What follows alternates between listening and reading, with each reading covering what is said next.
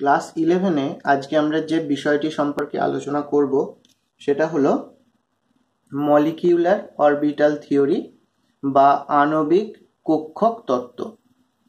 এখন প্রথমেই জেনে নেব যে এই তত্ত্বের আবিষ্কারক বা প্রবর্তক কারা। তারা হলেন বিজ্ঞানী হুন্ড এবং মুলিকান তত্ত্বটি প্রকাশ করেন। আচ্ছা, তত্ত্বের মূল যে বিষয় এখানে আমরা দেখব যেটা আছে সেটাকে বলা হয় linear combination of atomic orbitals, অর্থাৎ সংক্ষেপে বলা যাবে LCAO, লিনিয়ার এল কম্বিনেশন সি, অ্যাটমিকের এ এবং এখানে হচ্ছে অরবিটালস তার ও, LCAO এবং তারপর হচ্ছে molecular orbital theory, MO theory. তো এই থিওরিটা কেন এলো বা কি কারণে এই তত্ত্বটাকে আমাদেরকে পড়তে হবে সেটা আমরা প্রথমে একটু বুঝে নিই। অ্যাকচুয়ালি আমরা দেখব যে কিছু কিছু অণু রয়েছে, যেমন কার্বন মনোক্সাইড বা নাইট্রিক অক্সাইড, এই সমস্ত অণুগুলোর যে অ্যাকচুয়াল গঠন, তাদের যে স্ট্রাকচার বা তাদের যে প্রপার্টি, সেগুলো লুইস ডট স্ট্রাকচার দিয়ে সমস্ত কিছু বিষয় সঠিকভাবে ব্যাখ্যা করা যায় না।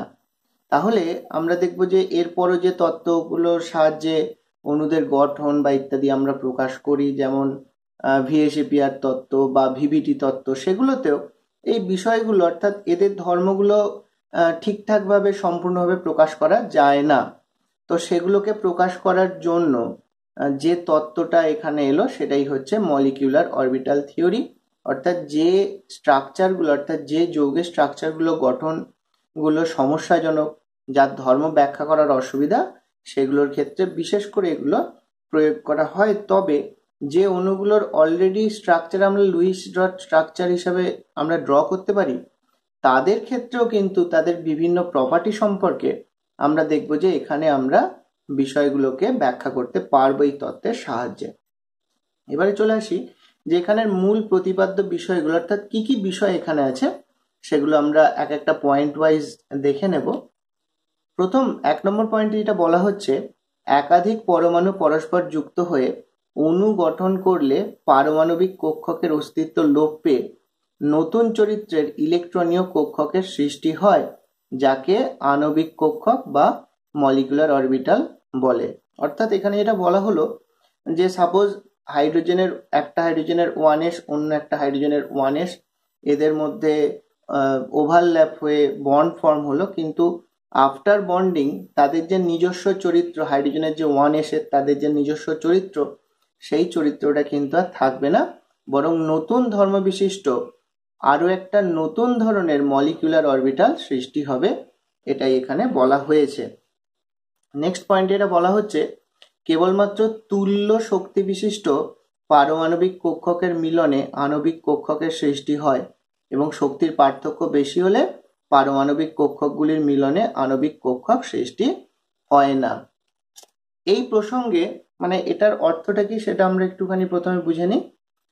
দেখো, দুটো হাইড্রোজেন এর কথা যে আমরা বললাম, তাতে আমরা দেখতে পাচ্ছি দুটো হাইড্রোজেনের যে 1s আছে তাদের শক্তিটা কিন্তু তুল্য, তাহলে তাদের মধ্যে তাদের মিলনের ফলে আণবিক কক্ষক সৃষ্টি হবে।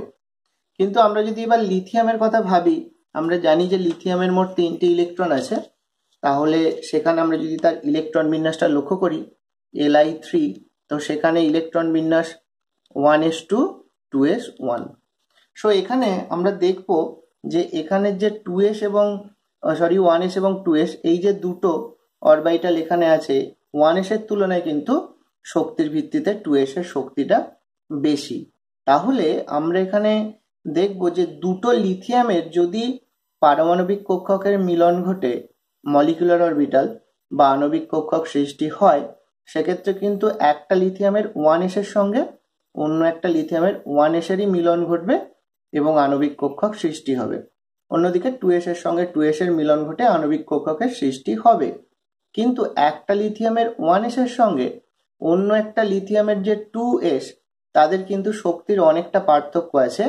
তো সেই ক্ষেত্রে কিন্তু এরকম ধরনের যে পারমাণবিক কক্ষকগুলোর যে মিলন, সেটা কিন্তু সম্ভব হবে না, এটাই বোঝানো হচ্ছে। থার্ড পয়েন্টে কি বলা হচ্ছে এবারে আমরা দেখে নেব। n সংখ্যক অ্যাটমিক অরবিটালের মিলনে সর্বদা n সংখ্যক মলিকুলার অরবিটাল গঠিত হয়। এটার অর্থটা কি সেটা আমরা একটু বুঝে নিই। একটু আগে আমরা হাইড্রোজেনের কথা বিচার করছিলাম।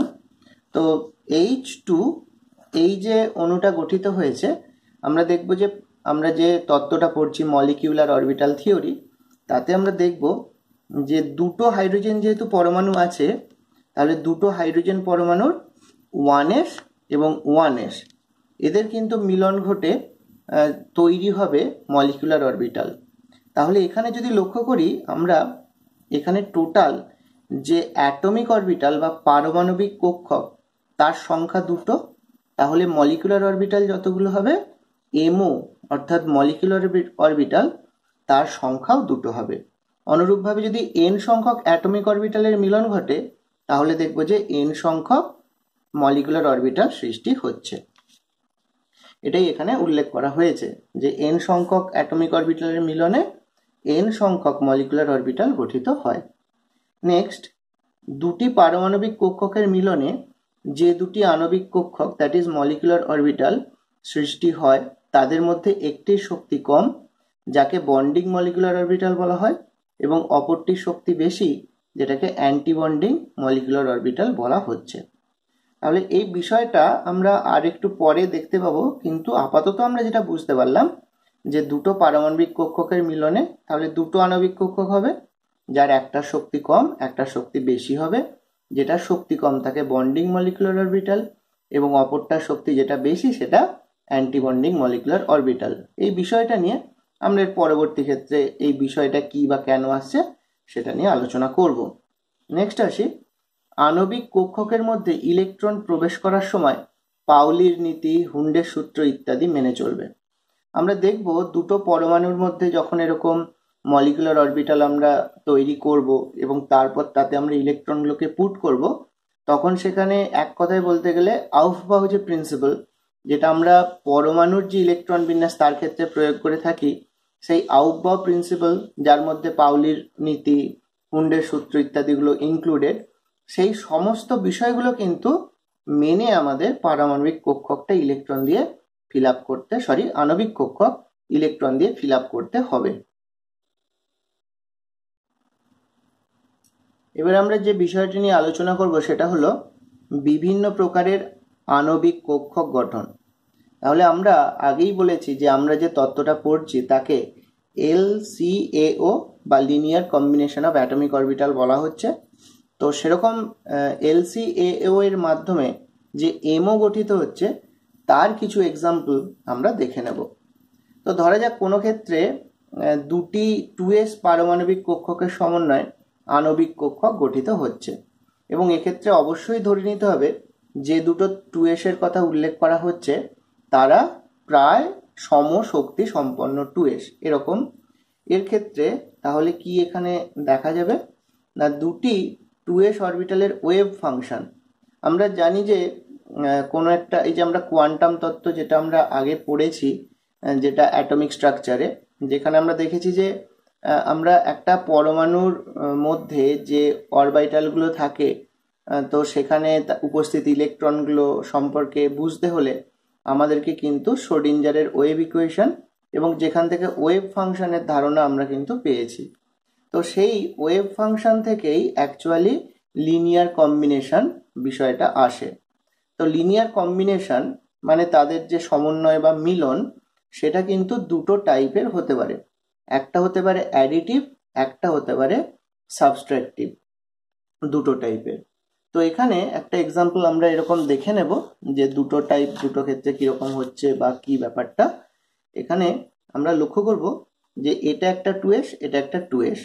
আচ্ছা, এদের মধ্যে একটা বিষয় উল্লেখ করি, একটা প্লাস একটা মাইনাস উল্লেখ করা হয়েছে। অ্যাকচুয়ালি এই প্লাস বা মাইনাসটা কিন্তু তাদের আধানকে বোঝাচ্ছে না। আর একবার আমি মেনশন করছি, এই প্লাস বা মাইনাস কিন্তু কোনো আধানকে প্রকাশ করছে না। তাহলে কোনটাকে প্রকাশ করছে না, এক্ষেত্রে প্রকাশ করছে যে এর ওয়েভ ফাংশন এবং যে এর ওয়েভ ফাংশন তাদের চরিত্র অনুযায়ী এই 2s দুটো বিপরীত চরিত্রের। তো যদি বিপরীত চরিত্রের হয়, এরকম অরবিটাল একই হওয়া সত্ত্বেও 2s হওয়া সত্ত্বেও, যদি তাদের ওয়েভ ফাংশনের চরিত্র বিপরীত হয়, তাদের মধ্যে কিন্তু সাবস্ট্রাকটিভ লিনিয়ার কম্বিনেশন ঘটবে। এবং আমরা একই সঙ্গে দেখব যে যদি এটা প্লাস হবে, যদি তাদের কম্বিনেশনটা অ্যাডিটিভ হবে, উভয়ের সাইন দ্যাট ইজ তাদের যে ওয়েভ ফাংশনের নেচার যদি একই রকমের হয়, তাহলে তাদের মধ্যে অ্যাডিটিভ লিনিয়ার কম্বিনেশন বিষয়টা ঘটবে।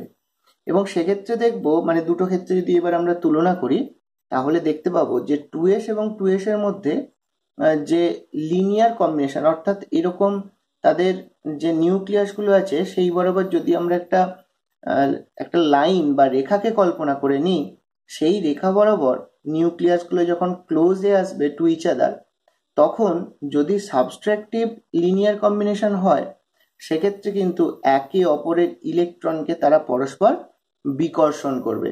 সেই জন্য লক্ষ্য করে দেখো, ইলেকট্রন ক্লাউড কিন্তু বিকর্ষণে একে অপরের থেকে দূরে সরে গেছে। কিন্তু যদি তাদের ক্ষেত্রে আমরা লক্ষ্য করি যে তাদের যে ওয়েভ ফাংশনগুলো আছে তাদের নেচারগুলো একই ধরনের, তাহলে অ্যাডিটিভ লিনিয়ার কম্বিনেশন হবে। অ্যাডিটিভ লিনিয়ার কম্বিনেশনের এখানে বিষয়টা দেখানো হয়েছে, আর এটা সাবস্ট্রাকটিভ লিনিয়ার কম্বিনেশন দেখানো হয়েছে। তো এরকম আমরা লক্ষ্য করব যে সাবস্ট্রাকটিভ লিনিয়ার কম্বিনেশন হলে, তাহলে আমরা যেমন আগে পড়েছি যে একটা নোডাল প্লেন, অর্থাৎ যে তল বরাবর ইলেকট্রন ঘনত্ব বা ইলেকট্রন ডেন্সিটি 0, সেরকম একটা তল বা নোড কিন্তু আমরা দেখতে পাবো, এবং যেটাকে আমরা নোডাল প্লেন বলেছি আগেও, এখানেও সেরকম নোডাল প্লেন পাবো। এইবার একটা বিষয় উল্লেখ করি, আমরা দুটো 2s যেটা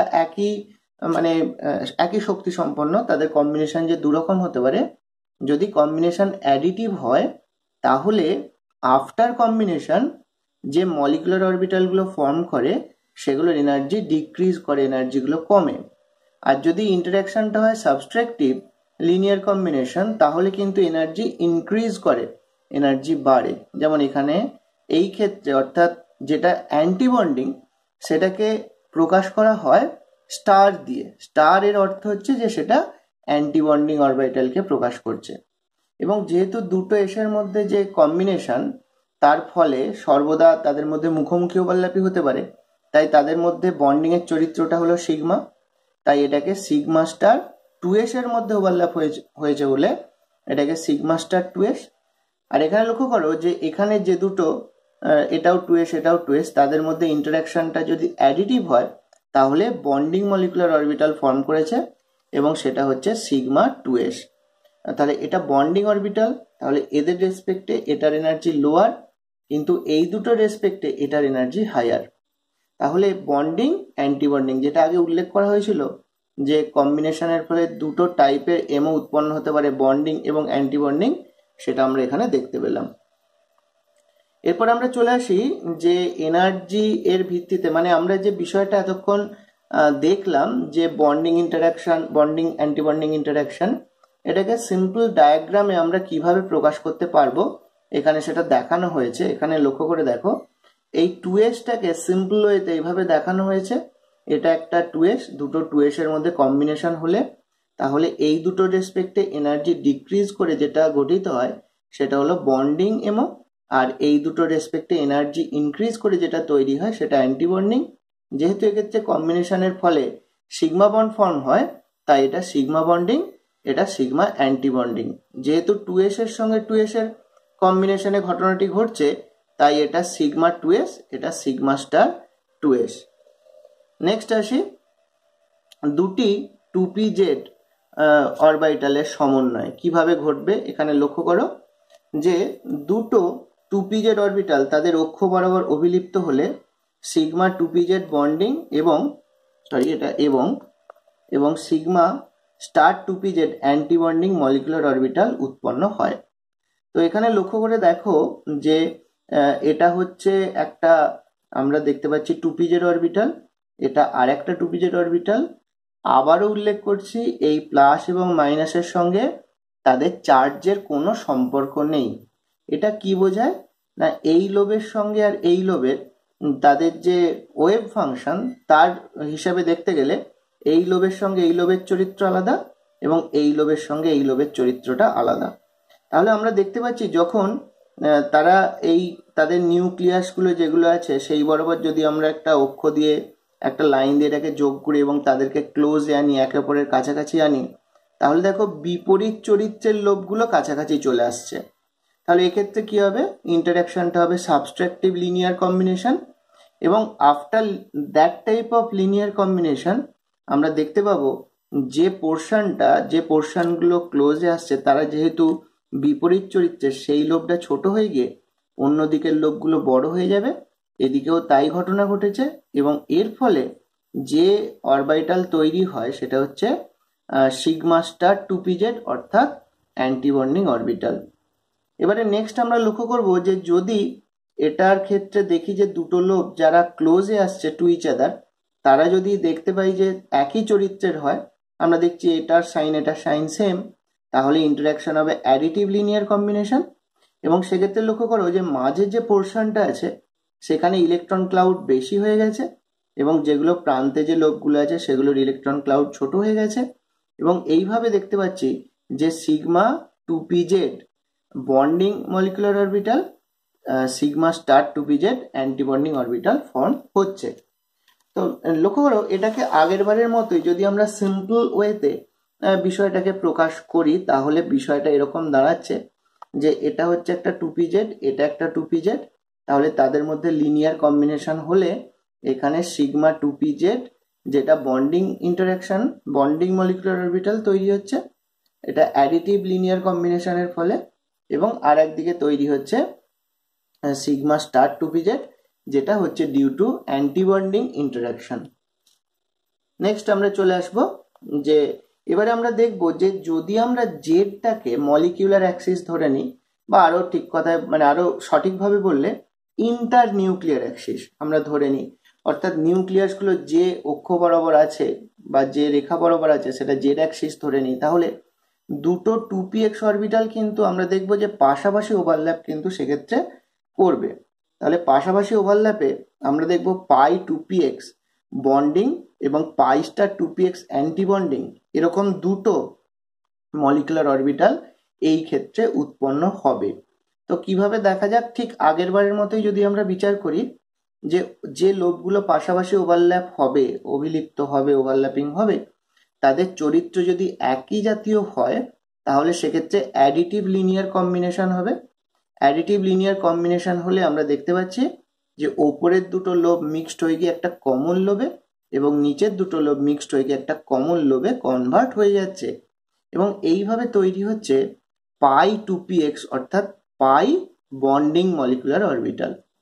আবার যদি এটা বিপরীত ভাবে আসে, অর্থাৎ এমন ভাবে তারা পাশাপাশি এলো যে তাদের মধ্যে যে লোভের যে সাইনগুলো বা তাদের যে ওয়েভ ফাংশনের চরিত্র সেটা যদি বিপরীত হয়, তাহলে সেক্ষেত্রে সাবস্ট্রাকটিভ লিনিয়ার কম্বিনেশন হবে। তাতে লোভগুলো একে অপর থেকে বিকর্ষণ করে দূরের দিকে সরে যাবে এবং সেক্ষেত্রে নোডাল প্লেনের উপস্থিতি আমরা লক্ষ্য করতে পারবো। এবং এক্ষেত্রে তাহলে যেটা উৎপন্ন হলো সেটা হচ্ছে পাই স্টার 2px অরবিটাল, অর্থাৎ পাই অরবিটাল কিন্তু তার অ্যান্টিবন্ডিং চরিত্র আছে। ঠিক আগের বারের মতোই সিম্পল ওয়েতে আমরা যদি লক্ষ্য করি তাহলে দেখব 2px আর একটা 2px এদের মধ্যে কম্বিনেশন হলে আমরা দেখছি যে পাই 2px পাই স্টার 2px ফর্ম করছে। এবং এইভাবে আমরা দেখব যে যখন এটা গঠিত হচ্ছে তখন পাইয়ের এনার্জি কমে যাচ্ছে এদের রেসপেক্টে 2px গুলোর তুলনায়, এবং পাই স্টার 2px এর এনার্জিটা 2px গুলোর তুলনায় এনার্জিটা ইনক্রিজ করছে। এবার অনুরূপভাবে আমরা দেখতে পাবো যেহেতু জেডটাকে আমরা ইন্টার নিউক্লিয়ার অ্যাক্সিস ধরেছি, তাহলে যদি এই মুহূর্তে দুটো পিওয়াই অরবিটাল তারাও যদি অভিলেপন করে সেই অভিলেপনটা সেক্ষেত্রেও পাশাপাশি হবে এবং আগের বারের মতোই যেরকম আমরা লক্ষ্য করেছি সেরকম অনুরূপ এমও তৈরি হবে, কিন্তু এই এমওটার ক্ষেত্রে লেখা হবে, বন্ডিংটার ক্ষেত্রে লেখা হবে পাই 2py আর অ্যান্টিবন্ডিং এর ক্ষেত্রে পাই স্টার 2py অরবিটাল। তো এই হলো আমাদের মানে কমন যে বিষয়টা যেটা নিয়ে আমরা এর পরে আলোচনাটা এগোবো। তাহলে আমরা দেখছি যে আপাতত আমরা যেটা লক্ষ্য করলাম যে এমওর ক্ষেত্রে বন্ডিং এবং অ্যান্টিবন্ডিং দু রকমের মলিকুলার অরবিটাল হতে পারে, আবার যেটা দেখলাম যেগুলো বন্ডিং মলিকুলার অরবিটাল সেগুলো সিগমা এবং পাই জাতীয় হতে পারে, আবার যারা অ্যান্টি বন্ডিং তারাও কিন্তু দেখবো যে সিগমা এবং পাই দুটো টাইপেরই হতে পারে। এরপর আমরা যেটা আলোচনা করব সেটা হচ্ছে হোমোনিউক্লিয়ার দ্বিপরমাণুক অণুসমূহের আণবিক কক্ষকগুলির শক্তির ক্রম। অর্থাৎ হোমোনিউক্লিয়ার মানে একই মৌলের দুটো নিউক্লিয়াস, অর্থাৎ একই মৌলের দুটো পরমাণু, এরকমের ক্ষেত্রে বিষয়টা বিচার করা হচ্ছে। আমাদের সিলেবাস অনুযায়ী 2 নম্বর পর্যায়ে যে মৌলগুলো আছে, যেমন lithium, beryllium, boron, carbon, nitrogen, এরা যদি দুটো করে পরমাণু নিয়ে অণু গঠনের প্রচেষ্টা করে, তো সেরকম ক্ষেত্রে আণবিক কক্ষকগুলো তাদের কি কি উৎপন্ন হয় প্রথম কথা, এবং তাদের শক্তির কি ক্রম, এই বিষয়টা প্রথম আমাদের বিচার করতে হবে বা দেখতে হবে। দেখো, এখানে আমরা আগে যে ডায়াগ্রামগুলো করলাম সেগুলো আরো সিম্পল ওয়েতে এখানে দেখানো হয়েছে। আচ্ছা, প্রথম কথা এখানে আমরা দেখে নেব যে আমরা এখানে বিচার করছি লিথিয়াম বা বেরিলিয়াম দুটো করে পরমাণু নিয়ে তাদের মধ্যে যদি অণু গঠিত হয় সেই রকম ক্ষেত্রটা আমরা বিচার করছি। এখন যদি আমরা লক্ষ্য করি লিথিয়ামের কথা, তো লিথিয়ামের ইলেকট্রন বিন্যাস আমরা আগে এখানে লিখেছিলাম যে এটা হচ্ছে 1s2 2s1, কিন্তু খেয়াল করো 2s1 ছাড়াও এর কিন্তু 2p অরবিটাল উপস্থিত, যেখানে ইলেকট্রন নেই বাট উপস্থিত আছে, এটা কিন্তু আমাদের খেয়াল রাখতে হবে। অন্যদিকে নাইট্রোজেনে গিয়ে যদি আমরা দেখি সেখানে তো 2pতে 3টে ইলেকট্রন উপস্থিত। তাহলে এইবার আমরা এখানে মলিকুলার অরবিটালটা কনস্ট্রাক্ট করব। তাহলে আমরা যদি বিচার করি যে আমরা 2 নম্বর পর্যায়ের মৌলগুলোকে নিয়ে যে বিচার করছি, সেখানে আমরা দেখতে পাবো যে প্রথম আছে 1s। তাহলে আগেই আমরা দেখেছি দুটো 1s এর কম্বিনেশনে, আগে আমরা 2s এর জন্য বিষয়টাকে বিচার করেছিলাম, অনুরূপ বিষয় দুটো 1s এর মধ্যেও একই ঘটনা ঘটবে। অর্থাৎ তাদের মধ্যে যখন লিনিয়ার কম্বিনেশন হবে তখন একটা বন্ডিং 1s সিগমা অরবিটাল, একটা anti bonding sigma star 1s orbital সৃষ্টি হবে। তাহলে এই দুটোর কম্বিনেশনে একটা বন্ডিং একটা অ্যান্টি বন্ডিং আমরা পেলাম মলিকুলার অরবিটাল। এখানে যে AO হিসেবে লেখা হয়েছে এগুলোকে বলে অ্যাটমিক অরবিটাল, মাঝে যেটা রয়েছে সেটা হচ্ছে মলিকিউলার অরবিটাল। এবারে চলে আসি 2s। আমরা আগেই দেখেছি যে 2s আর 2s এর কম্বিনেশনে, সেক্ষেত্রে আমরা দেখব যে তাদের মধ্যে কম্বিনেশন যখন ঘটছে তখন sigma bonding sigma 2s bonding এবং sigma star 2s antibonding, এই দু রকমের এখানে আমরা কি পাচ্ছি, এমও পাচ্ছি। এবারে চলে আসি 2p। দেখো 2p এর মধ্যে আমরা 2px 2py এবং 2pz, এবং আমরা জেনারেলি যেটা ধরে নিই যে 2pzটা হচ্ছে আমাদের ইন্টার নিউক্লিয়ার অ্যাক্সিস। তাহলে যদি pz গুলোর মধ্যে কম্বিনেশন হয় তাহলে তার মধ্যে সিগমা চরিত্রের অর্থাৎ সিগমা 2pz বন্ডিং এবং সিগমা স্টার 2pz অর্থাৎ anti bonding orbital sigma anti bonding orbital সৃষ্টি হচ্ছে। আর একই সঙ্গে যে px এবং py আছে তাদের যখন ওভারল্যাপিং হচ্ছে, অর্থাৎ তাদের মধ্যে যখন মিলন ঘটছে তাদের অ্যাটমিক অরবিটালগুলো, তখন আমরা দেখতে পাচ্ছি যে সেক্ষেত্রে পাই 2px এবং পাই 2py বন্ডিং অরবিটাল ফর্ম হচ্ছে। এবং খেয়াল করো এই দুটোর এনার্জি কিন্তু সেম, তাই তাদের এনার্জির যে কোঅর্ডিনেট তাতে কিন্তু তাদের একই লেভেলে রাখা হয়েছে।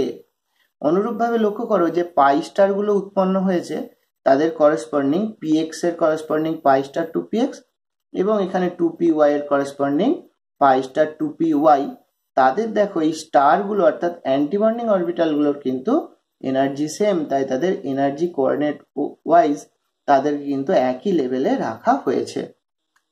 তাহলে আমরা এই যে বিষয়টাকে দেখলাম এটা হচ্ছে তাদের যে কমপ্লিট যে ডায়াগ্রামটা সেটা আমরা এখানে দেখতে পেলাম, যেটা হচ্ছে এই ডায়াগ্রামটা প্রযোজ্য লিথিয়াম টু নাইট্রোজেন যে কোনো পরমাণুর জন্য। তবে আমাদের এখানে কিন্তু কাজটা শেষ হয়ে যায় না, এরপর অণু অনুযায়ী আমাদের কিন্তু এমওটা ফিল আপ করতে হবে, যেটা আমরা পরে দেখবো যে এখানে কিভাবে ফিল আপ করবে। এবং সেক্ষেত্রে আমি আগেই উল্লেখ করেছি যে আউটবাউ প্রিন্সিপালটা মেনে করতে হবে, সেটা মেনে আমরা কিভাবে করব, পরে আমরা উদাহরণে সেটা আসছি। আপাতত আমরা আরেকটা বিষয় এখানে দেখে নেব। উপরে যে ডায়াগ্রামটা আমরা করেছি সেটাকে যদি আরো সংক্ষিপ্ত আকারে প্রকাশ করা যায়, তাহলে এই বিষয়টা একটু লক্ষ্য করো যে বর্ণালী পরীক্ষার ফলাফলের ভিত্তিতে উপরিউক্ত অণুগুলির ক্ষেত্রে মলিকুলার অরবিটালগুলির ক্ষেত্রে শক্তিমাত্রার ক্রমটা এখানে প্রকাশ করা হয়েছে। অর্থাৎ এই ডায়াগ্রামেও প্রকাশ করা হয়েছে, সেটাকে আরো সংক্ষিপ্ত আকারে এখানে দেখানো হয়েছে।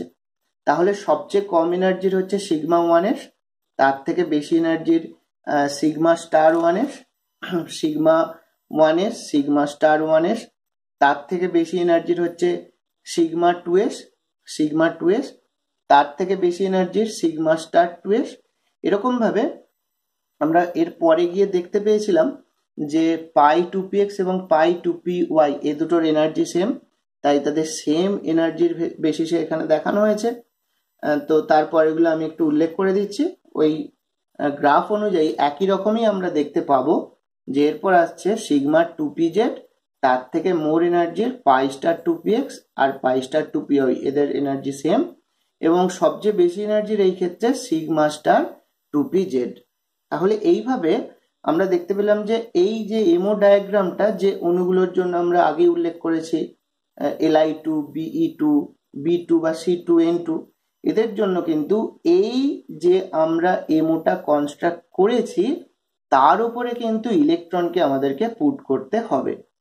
এবার প্রশ্ন হলো যে আমরা যদি লক্ষ্য করি 2 নম্বর পর্যায়ে আরো যে মৌলগুলো নাইট্রোজেনের পরবর্তী ক্ষেত্রে আমরা পাবো, যেমন হচ্ছে অক্সিজেন, ফ্লোরিন বা নিয়ন, অর্থাৎ O2, F2 বা Ne2 যদি হয়, তাহলে সেক্ষেত্রে আমরা তাদের যে এমওটা বা মলিকুলার অরবিটালটা সেটার কনস্ট্রাকশনটা আমরা কিভাবে করব, বা তার মধ্যে কোনো চেঞ্জ আছে কিনা। হ্যাঁ, তাদের মধ্যে একটু চেঞ্জ বা পরিবর্তন আছে। এখানে লক্ষ্য করো যে আমরা ওই অক্সিজেন, ফ্লোরিন এবং নিয়ন O2, F2 এবং Ne2 এর জন্য আমরা কিভাবে তাদের এমওটাকে কনস্ট্রাক্ট করেছি এবং তার ক্ষেত্রে আগেরটার সঙ্গে কি পরিবর্তন আছে বা কি চেঞ্জ আছে সেটা উল্লেখ করি। আগের বারের মতোই 1s এর কম্বিনেশনে sigma 1s, sigma star 1s, এটা আমরা পাচ্ছি। এখানে আমরা দেখতে পাচ্ছি 2s তাদের কম্বিনেশনে sigma 2s, sigma star 2s, এটা আমরা পাচ্ছি।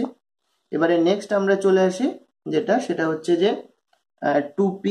তো এটা একটা 2p, এটা একটা 2p। তো আগের বারের মতোই আমরা দেখব যে y অর্থাৎ pz এর কম্বিনেশনের ফলে আমরা দেখব যে সিগমা তৈরি হয়। তো সেক্ষেত্রে সিগমা 2pz, তার corresponding anti bonding sigma star 2pz। এবারে px এবং py এদের কম্বিনেশনে আমরা দেখছি পাই অরবিটাল ফর্মেশন হয়, এবং এখানে তার করেসপন্ডিং অ্যান্টি বন্ডিং অর্থাৎ পাই স্টার 2px, পাই স্টার 2py। এটার সঙ্গে এটার এনার্জিটা সেম, এটার সঙ্গে এটার এনার্জিটা same.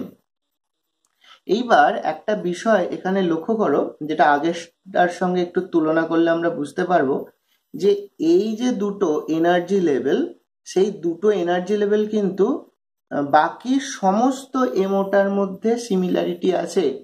Li2, Be2, B2, C2N2 বা মানে তার সঙ্গে অক্সিজেন, ফ্লোরিন, নিয়ন এদের ক্ষেত্রে পুরোপুরি সিমিলারিটি আছে। জাস্ট এখানটা একটু ডিসিমিলারিটি আমরা লক্ষ্য করতে পারবো। কি লক্ষ্য করতে পারবো? আমরা যেমন দেখছি O2, Ne2 বা F2 এদের ক্ষেত্রে সিগমাটার energy less than that of pi 2px, pi 2py, কিন্তু আগে আমরা যে অণুগুলোর কথা উল্লেখ করেছি তার ক্ষেত্রে সিগমা 2pz এর রেসপেক্টে পাই 2px, পাই 2py এদের এনার্জিটা কিন্তু লেস। তাহলে এখানটা একটু খেয়াল করো এবং তার সঙ্গে ঠিক তার পরেরটা এটার তুলনা করো, তাহলে বিষয়টা বুঝতে পারবে। এবং এটা বাদ দিয়ে বাকি অংশটার মধ্যে তুলনা করলে কোনো পার্থক্য কিন্তু খুঁজে পাবো না আমরা। তাহলে এটা যদি প্রশ্ন করে যে কেন দুটো ক্ষেত্রে দুরকম হচ্ছে, এটা কিন্তু মানে এটার কোনটার এনার্জিটা বেশি, কোনটার এনার্জিটা কম, এটা কিন্তু বর্ণালী পরীক্ষা অর্থাৎ স্পেকট্রাল লাইন নিয়ে সেগুলোকে অ্যানালিসিস করে এগুলো কিন্তু এস্টাবলিশড। সেজন্যই এই ঘটনাগুলো ঘটেছে, কোনটার ক্ষেত্রে ওই এমওগুলোর মধ্যে এনার্জি কম বা বেশি ব্যাপারটা আমরা দেখতে পাচ্ছি।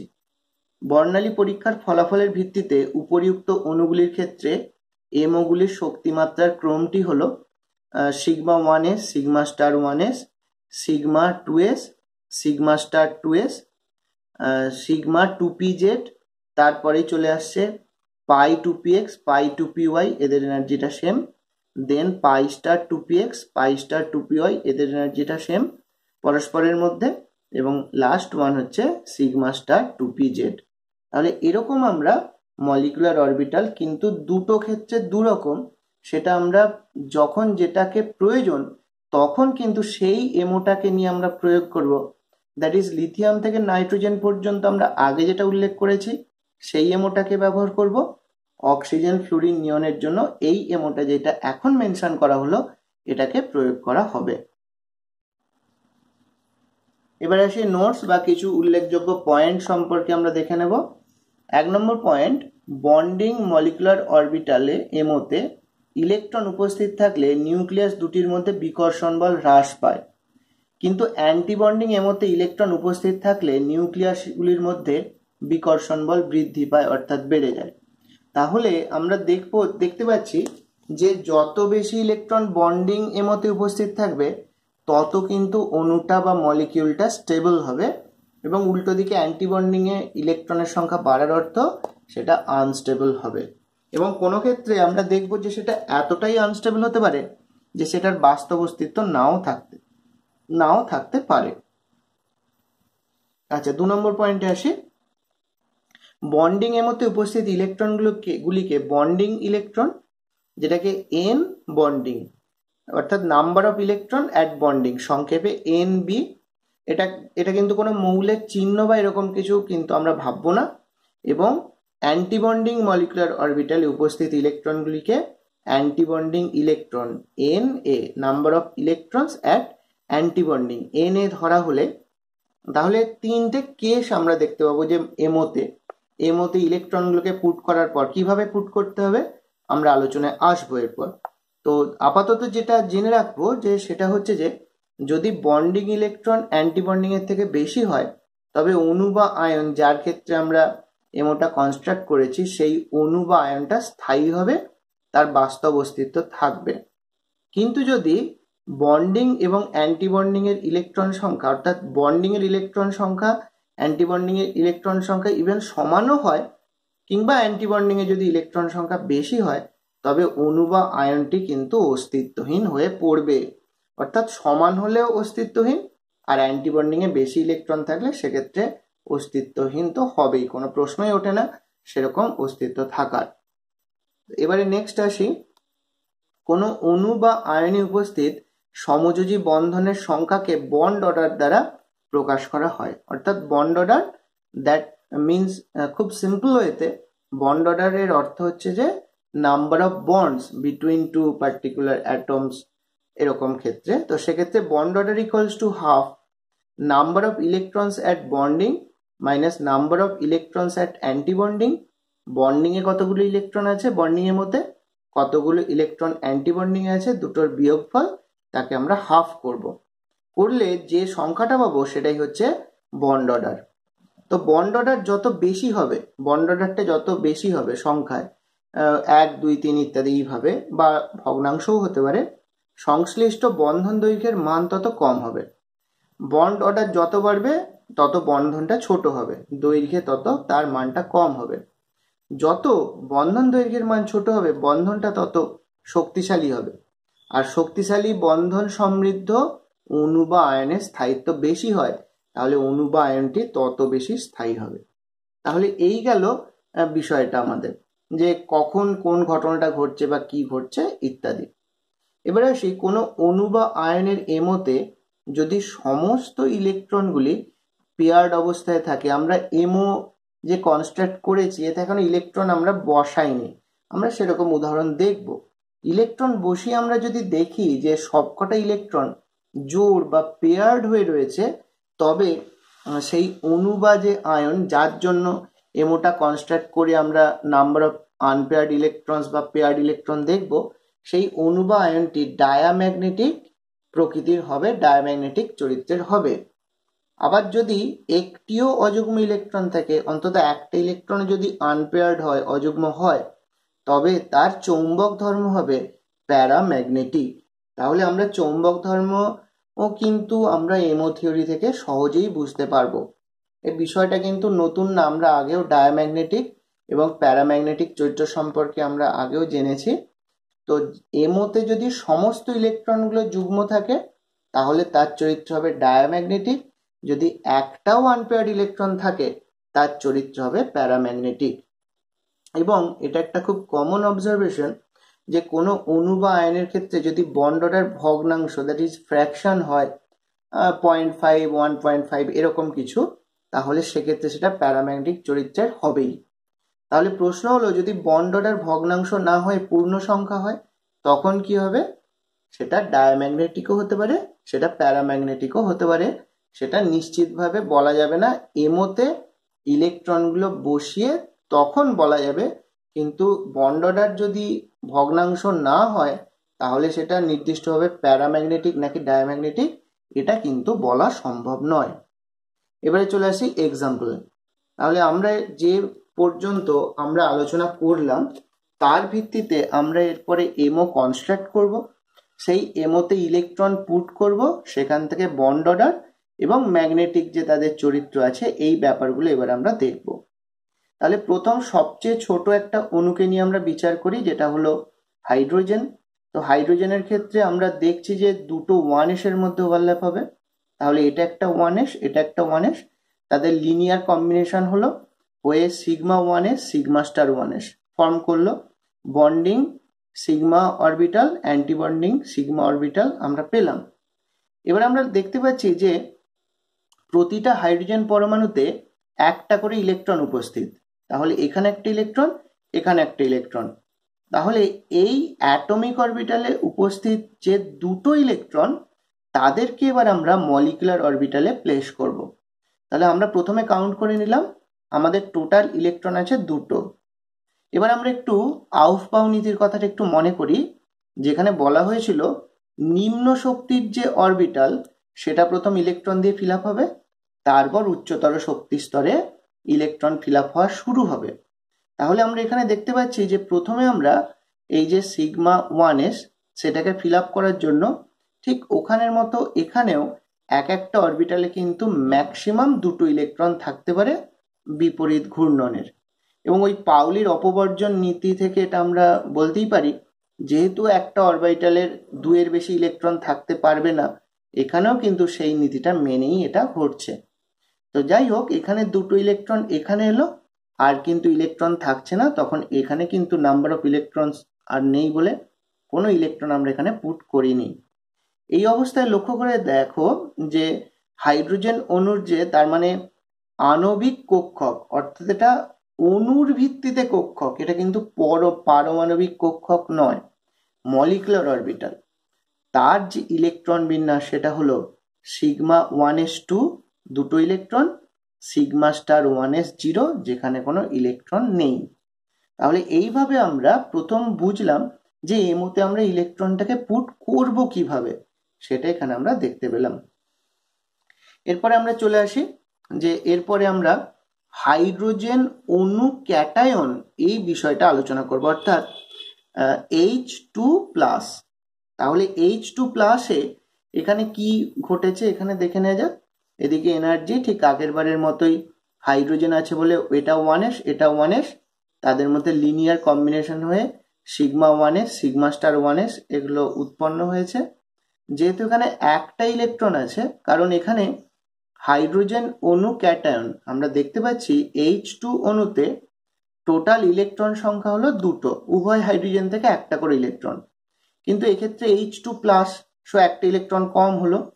তাহলে এই জন্য এখানটাকে ফাঁকা রেখে এখানে একটা ইলেকট্রন দেখানো হয়েছে, এই ইলেকট্রনটা এখানে বসিয়ে এটাকেও ফাঁকা দেখানো যেতে পারত। তাহলে যেহেতু আমাদের একটাই ইলেকট্রন আছে, তাহলে সেটা সিগমা 1sটাকে প্রথম ফিল আপ করবে, অর্থাৎ এখানে ইলেকট্রনটাকে পুট করা হলো, এখানে কিন্তু সেই মুহূর্তে আর কোনো ইলেকট্রন থাকার কোনো সম্ভাবনা নেই। তাহলে H2 এর যে এমও তার যে ইলেকট্রন বিন্যাস সেটা দাঁড়ালো sigma 1s1 sigma star 1s0। তাহলে এইবার আমরা যদি বন্ড অর্ডার ক্যালকুলেশন করি তাহলে দেখতে পাচ্ছি এটা বন্ডিং অরবিটাল মলিকুলার অরবিটাল, এটা anti bonding molecular orbital. So bond order equals to half into number of electrons at bonding minus number of electrons at anti bonding divided by 2, that is half. এবং লক্ষ্য করে আমরা দেখতে পাচ্ছি যে এখানে যে ইলেকট্রনটা আছে সেই ইলেকট্রনটা কিন্তু আনপেয়ার্ড ইলেকট্রন, অযুগ্ম ইলেকট্রন। তাহলে আনপেয়ার্ড ইলেকট্রন থাকলে তার চরিত্র আমরা একটু আগেই বুঝে নিয়েছি, প্যারাম্যাগনেটিক হবে, পরাচুম্বকীয় হবে, অর্থাৎ হাইড্রোজেন অণু ক্যাটায়নের চরিত্র হবে প্যারাম্যাগনেটিক বা পরাচুম্বকীয় প্রকৃতির। নেক্সট আমরা পরের এক্সাম্পলে চলে আসি। পরের এক্সাম্পলে আমরা দেখব যে এরপর আছে হাইড্রোজেন অণু অ্যানায়ন অর্থাৎ H2 মাইনাস। তাহলে আমরা প্রথমেই যেটা বুঝে নেব যে H2 মাইনাসে আমাদের কিন্তু টোটাল 3টি ইলেকট্রন আছে। কিভাবে? দুটো হাইড্রোজেন, তার জন্য দুটো ইলেকট্রন, আর নেগেটিভের জন্য একটা অতিরিক্ত ইলেকট্রন। খেয়াল করে দেখবে এর আগে কিন্তু আমরা বলেছিলাম যে সেখানে H2 প্লাস, সেখানে কিন্তু একটা একটা ইলেকট্রনকে কমিয়ে ধরেছিলাম, এবারে মাইনাস বলে একটা ইলেকট্রন বেশি ধরবো। এবার এমোতে আমরা যখন তাহলে পুট করব ঠিক আগের বারের মতোই সিগমা 1s এবং সিগমা স্টার 1s এই দুটো এমও এক্ষেত্রেও থাকবে। টোটাল নাম্বার অফ ইলেকট্রনস আমাদের কাছে দেখতে পাচ্ছি 3টে, তাহলে এখানে দুটো ইলেকট্রন পুট করা হলো, এটা ফিল আপ হলো, তারপর হাতে একটাই ইলেকট্রন আছে সেটা এখানে এলো। এবং এই অবস্থায় যদি লক্ষ্য করি তাহলে বন্ড অর্ডারের ভ্যালুটা number of electrons at bonding সেই সংখ্যাটা 2, number of electrons at anti bonding সেই সংখ্যাটা 1, অর্থাৎ 2 - 1, আর সেটাকে হাফ করতে হবে, ইন্টু 2 করতে হবে, তার মানে 2 - 1/2, that is overall bond order আসছে হাফ। তাহলে এক্ষেত্রেও আমরা দেখতে পাচ্ছি এখানে যে ইলেকট্রনটি আছে সেই ইলেকট্রনটি কিন্তু অযুগ্ম ইলেকট্রন বা আনপেয়ার্ড ইলেকট্রন, তাহলে এটাও কিন্তু চরিত্রের দিক থেকে হয়ে যাবে প্যারাম্যাগনেটিক চরিত্রের। এবার আমরা একটু স্মরণ করে নিই যে আমরা প্রথম যে এখানে এক্সাম্পলটা করেছিলাম যেটা কিনা হাইড্রোজেন, তো তার ক্ষেত্রে বন্ড অর্ডার কত এখানে ক্যালকুলেশনটা ছিল না। এটা আমরা যদি এখন হিসাব করি তাহলে দেখছি বন্ডিংয়ে দুটো ইলেকট্রন আছে, অ্যান্টি বন্ডিংয়ে কোনো ইলেকট্রন নেই, তাহলে এটা হয়ে যাচ্ছে 2 - 0 ডিভাইডেড বাই 2, দ্যাট ইজ 1, অর্থাৎ হাইড্রোজেনের যে বন্ড অর্ডার সেটা হয়ে যাচ্ছে 1। এবার লক্ষ্য করে দেখো যে তাহলে হাইড্রোজেনের বন্ড অর্ডার যে ক্ষেত্রে 1, সেক্ষেত্রে কিন্তু H2 প্লাস বা H2 মাইনাস এদের বন্ড অর্ডার কিন্তু হাফ করে, অর্থাৎ হাইড্রোজেনের তুলনায় H2 প্লাস বা H2 মাইনাসের বন্ড অর্ডার কম। তাই হাইড্রোজেনের স্থায়িত্ব বা এর যে মানে হাইড্রোজেন পরমাণুর মধ্যে যে বন্ধন শক্তি সেটা H2 প্লাস বা H2 মাইনাস অপেক্ষা বেশি, কারণ আগেই একটা বিষয় বলা হয়েছিল বন্ড অর্ডার যত বেশি হবে তত বন্ধনগুলো শক্তিশালী হবে, অর্থাৎ বন্ধন শক্তি সেক্ষেত্রে বেশি হবে। তাহলে এক্ষেত্রে আমরা কি দেখতে পাচ্ছি যে হাইড্রোজেনের তুলনায় তাই H2 প্লাস বা H2 মাইনাস যাদের উভয়েরই বন্ড অর্ডার হাফ, তার কিন্তু স্থায়িত্ব বা বন্ধন শক্তি এই দুটোর হাইড্রোজেনের তুলনায় কম। এবারে নেক্সট আসি হিলিয়াম অণু। হিলিয়ামের ক্ষেত্রেও আমরা দেখব যে এক একটা হিলিয়াম পরমাণুতে দুটো করে ইলেকট্রন আছে, তাহলে হিলিয়ামের ইলেকট্রন বিন্যাস হচ্ছে 1s2। তাহলে দুটো 1s যদি He2 ফর্ম হয় তাহলে সেক্ষেত্রে দুটো হিলিয়ামের মধ্যে কম্বিনেশন হবে, লিনিয়ার কম্বিনেশন, এবং অ্যাকচুয়ালি তাদের 1s গুলোর মধ্যে কম্বিনেশন হবে, এবং তার ফলে সিগমা 1s এবং sigma star 1s bonding anti bonding orbital form করবে। এবার লক্ষ্য করো যেহেতু এক একটা হিলিয়ামে দুটো করে ইলেকট্রন, তাহলে দুটো হিলিয়ামের জন্য টোটাল নাম্বার অফ ইলেকট্রনস 4 হয়ে যায়। তাহলে এখানে দুটো ইলেকট্রন পুট করা হলো, এখানে দুটো ইলেকট্রন পুট করা হলো, টোটাল নাম্বার অফ ইলেকট্রনস হয়ে গেল 4। এবার আমরা দেখতে পাচ্ছি number of electrons at bonding minus number of electrons at anti bonding 2 - 2, that is 0, সেই জন্যই বন্ড অর্ডারের ভ্যালু হয়ে যাচ্ছে এক্ষেত্রে 0। আমরা আগেই উল্লেখ করেছি যে যদি বন্ড অর্ডার 0 হয় তার মানে এখানে কোনো বন্ধনেরই অস্তিত্ব নেই, আর যদি বন্ধনের অস্তিত্ব না থাকে তাহলে সে জাতীয় অণুগুলো কিন্তু জাস্ট কাল্পনিক অণুই হতে পারে, বাস্তবে তার কোনো অস্তিত্ব থাকবে না। তাই He2 অণুর কোনো অস্তিত্ব বাস্তবে কিন্তু নেই। এবারে নেক্সট আসি লিথিয়াম অণু। লিথিয়াম 2 Li2 অণু, সেক্ষেত্রে আমরা দেখব যে লিথিয়ামের একটা লিথিয়ামের ইলেকট্রন বিন্যাস কিন্তু 1s2 2s2 2s1। সো এখানে কিন্তু Li2 যখন হবে তখন কিন্তু কম্বিনেশনটা 1s এর সঙ্গে 1s এর এবং 2s এর সঙ্গে 2s এর, এবং কম্বিনেশনের ফলে যে এমওগুলো আমাদের এখানে গুরুত্বপূর্ণ সেগুলোই শুধু এখানে দেখানো হয়েছে। অন্যান্য যেগুলো আগে যেগুলো উল্লেখ করা হয়েছে যে এরপরও যেগুলো আছে সিগমা স্টার 1s বা পরবর্তী সিগমা 2pz, এগুলো কিন্তু এক্ষেত্রে ইলেকট্রন নেই বলে উল্লেখ করা হয়নি লিথিয়ামের ক্ষেত্রে। কিন্তু যদি আমাদের প্রয়োজন হয় আমরা ওই অরবিটালগুলোকে লিখতেই পারি, এমওগুলোকে, যেখানে কিন্তু কোনো ইলেকট্রন থাকছে না। এবারে চলে আসি ইলেকট্রন বিন্যাস। এখানে Li2 একটা লিথিয়ামের 3টে করে ইলেকট্রন, টোটাল 6টা electron. So according to Aufbau principle sigma 1s2 sigma star 1s2 sigma 2s2। তাহলে এইভাবে আমরা দেখতে পাচ্ছি যে এটাকে আমরা কনস্ট্রাকশনটাকে ফিল আপ করলাম।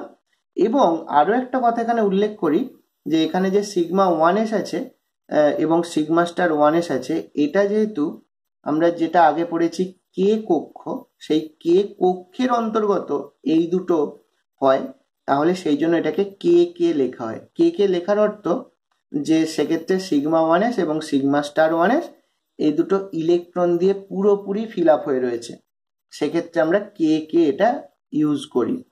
আচ্ছা, এক্ষেত্রে আমরা যে আগে যে এমওটা করেছিলাম তার সঙ্গে এটা কিভাবে হলো সেটা একটুখানি মিলিয়ে দিই, তাহলে তোমাদের বিষয়টা বুঝতে একটু সুবিধা হবে বেশি। দেখো, আগে আমরা উল্লেখ করেছিলাম যে লিথিয়া Li2 Be2 B2 C2 N2 এদের জন্য এই যে এমও এটা কনস্ট্রাকশন করা হয়েছিল। তাহলে লিথিয়ামের জন্য কম্বিনেশনটা আমরা যেখানটায় জোর দেব 1s এবং 2s এর মধ্যে, কারণ 1s এবং 2s এই কিন্তু লিথিয়ামের জন্য ইলেকট্রন উপস্থিত আছে। এইবার আমরা দেখব যে এখানে টোটাল নাম্বার অফ ইলেকট্রনস লিথিয়ামের জন্য 6টা হয়ে যাচ্ছে, কারণ একটা লিথিয়ামের 3টে করে।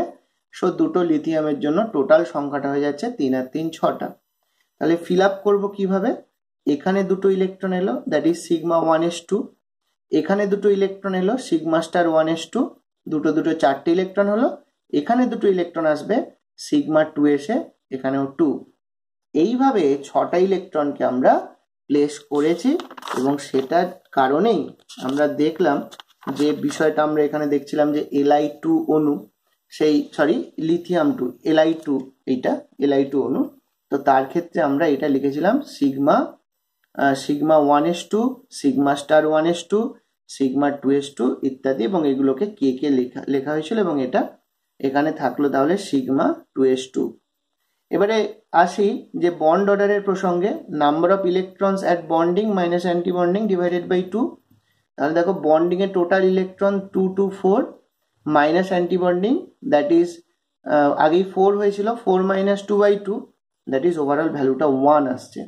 এবং আমরা দেখতে পাচ্ছি যে প্রতিটি ইলেকট্রন কিন্তু এক্ষেত্রে যুগ্ম বা জোড় অবস্থায় আছে, তাহলে এক্ষেত্রে বন্ড অর্ডারের ভ্যালু কিন্তু 1, তখন তার চরিত্রটা হয়ে যাচ্ছে ম্যাগনেটিক, এবং আগেই আমরা হিসেব করেছি যে বন্ড অর্ডারের ভ্যালু হচ্ছে 1।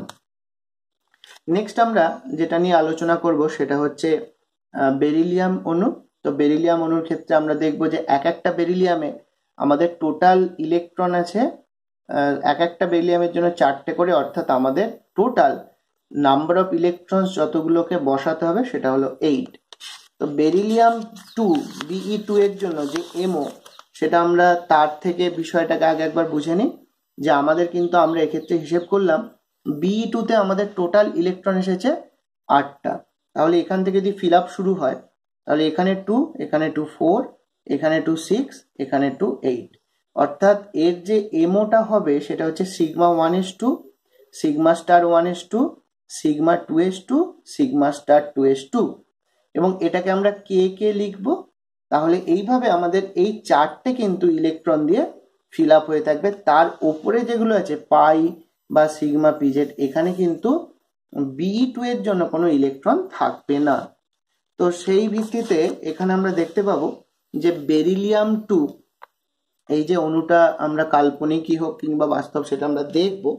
তাহলে এখানে দেখো ইলেকট্রন বিন্যাস আমরা এমওর ভিত্তিতে যেটা আমরা বুঝলাম সেটা এখানে লেখা হয়েছে sigma 1s2, sigma star 1s2, sigma 2s2, sigma star 2s2।